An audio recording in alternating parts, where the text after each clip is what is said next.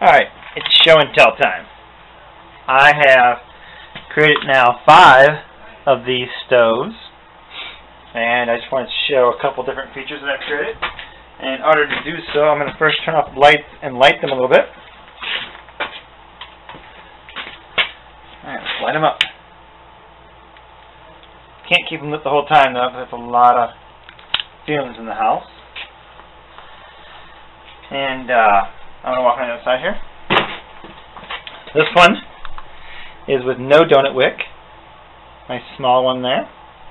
This one is same as the other ones there, except with a partial donut wick on it. This one is a single donut wick. These last ones are almost identical. This one's slightly different. But this one has 2 donut wicks there. I'll show you more once I burn it out. And this one has 2 donut wicks. There we go, all 5 at one time. Ton of fumes in my basement. These are all remote feed off the side here. Got little bottles I can feed them with. And the unique thing about all these is that they are, I'm going to do it, they're all magnetic. All magnetic bases. So there's a purpose for that, not so that I can do this, but there is a purpose for that. Once I get them blown out, if I can actually blow them out. Let's move these fuels back. That's getting a little hot. Alright, here goes. Better get some deep breaths.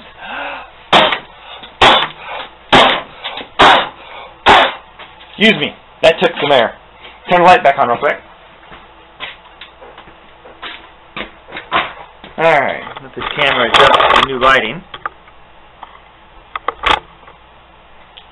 So, I've been working on just goofing around making these things, and I've got it down to a pretty good ability to make them now. I can make these in about 30 minutes. I can make one of these. Let me go through one at a time. Hopefully they're not too hot. So the magnetic base has a reason, and that is that I've created a pot stand out of a metal base. So I put a metal base in here, I screw some bookends into it, and oops.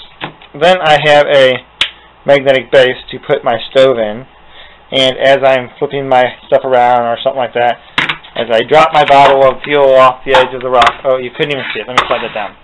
Let me do that again. As I'm sitting here and I set my bottle down, and oops, it jumps off. Well, that's just the pot and the stand in the stove. If there were a liter of water or 2 cups of water on here, it'd be even heavier, and chances of it falling off or moving down a hill, obviously that's a cliff, are slim. So that's where the whole magnetic base came in. It was an idea I had. It doesn't have to be on a metal base. It obviously can just be on the ground as well. So that's that. There are a couple features to the magnetic base that I made. That was one.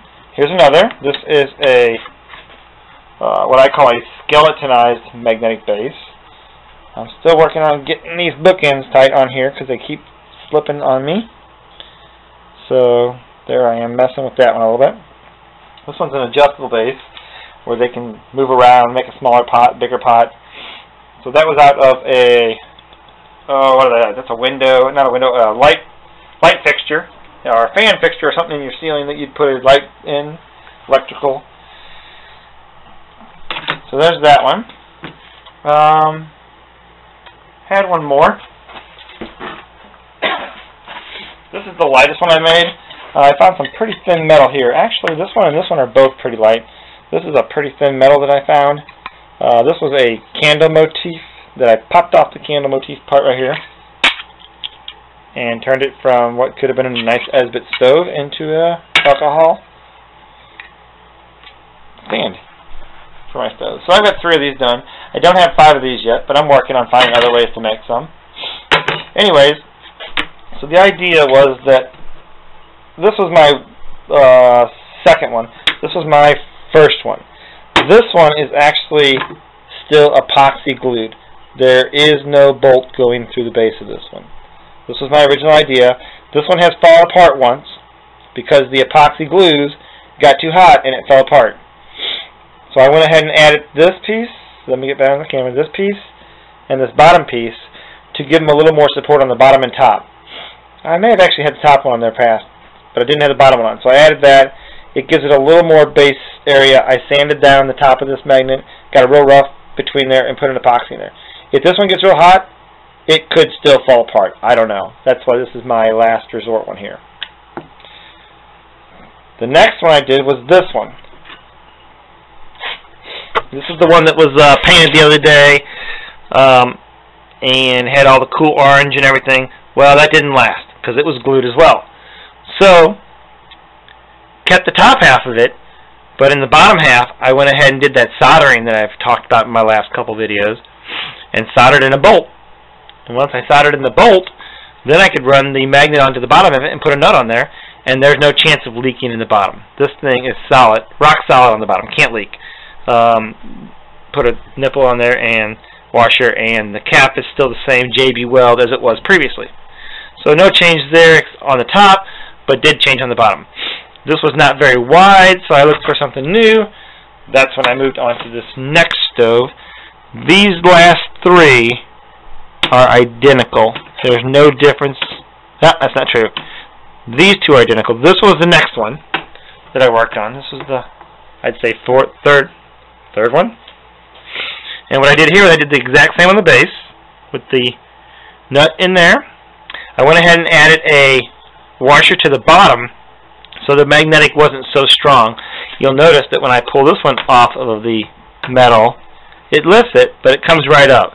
Whereas this one takes some pulling. So I'm probably going to add this washer on the bottom of here. I need to buy some more of those so that these don't have so much pull, but they're strong enough to hold on to the base and move it around with it. So that's what I'm going to do there. This one had a computer hard drive used for the top, which is why that's so shiny. That takes a long time to cut down just right and get it on there. And, you know, I have a lot of those sitting around, but it looks really nice because it's shiny and everything. But when I went ahead and JB welded to the top, that nice shiny edge doesn't stick to the JB Weld for a long period of time. So you have to file it all down, make it nice and rough. Not the perfect solution, but still a perfect bottom with the AlumaWeld, bolt, washer, everything sealed across the bottom nice and solid. Top, really sealed on this one, hasn't come undone, and should be fine. We'll give it a long test and see how long it lasts. Next one up. And I'm going to show you this one because it has a smaller donut on top of it, so I can show you. In fact, this one didn't leak, but it doesn't have the JB Weld. So this one, excuse me, has a miniature donut wick on it, no different than the large donut wick. Large donut wick, miniature donut wick, interchangeable.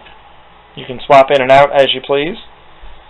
But the difference here is, and there's room for a double donut wick on there too, so you could have two. This one was a different type of washer.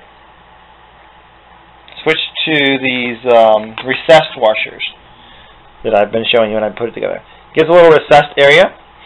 That recessed area is perfect for creating a flat surface with the JB Weld across there. Now there's a seal that's about a 1/16 inch deep of JB Weld inside there on top of the pipe, because the pipe actually sticks through this washer and comes out the top about a, I don't know, 1/16 of an inch. And I'll demonstrate that with this one, because I have not JB welded this one yet.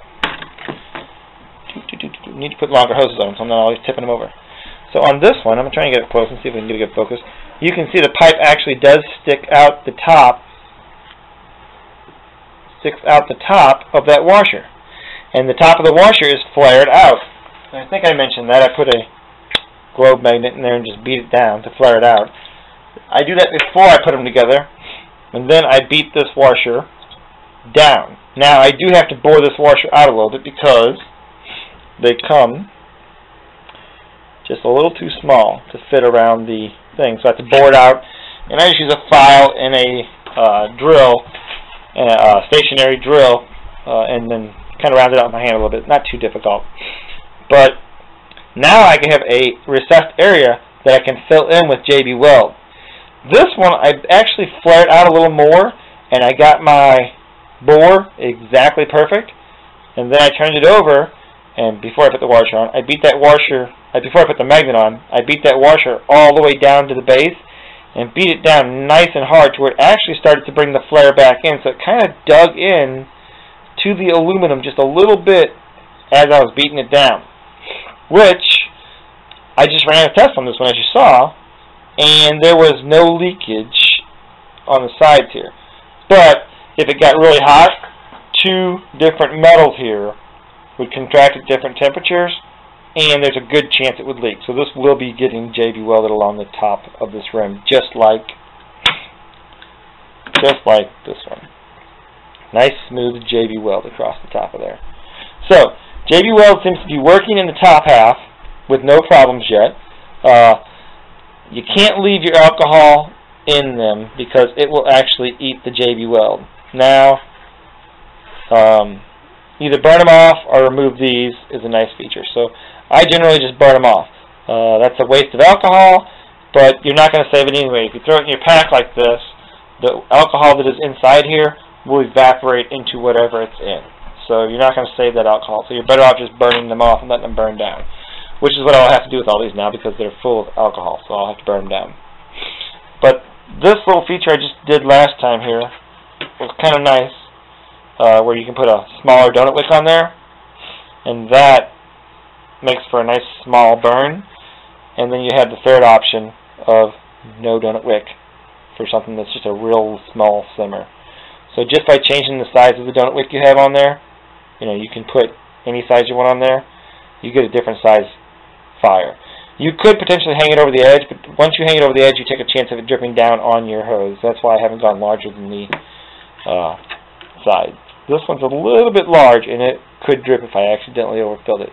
You've really got to watch when you fill them that you don't overfill when they start dripping. So that's my 5 alcohol stoves that I built. Just wanted to show them off. I'm going to be giving one away at the camp that I'm going to. We're doing a gift exchange, and that is one of these stoves that I will be giving away in my gift exchange. Haven't decided 100% on which one I'm giving away.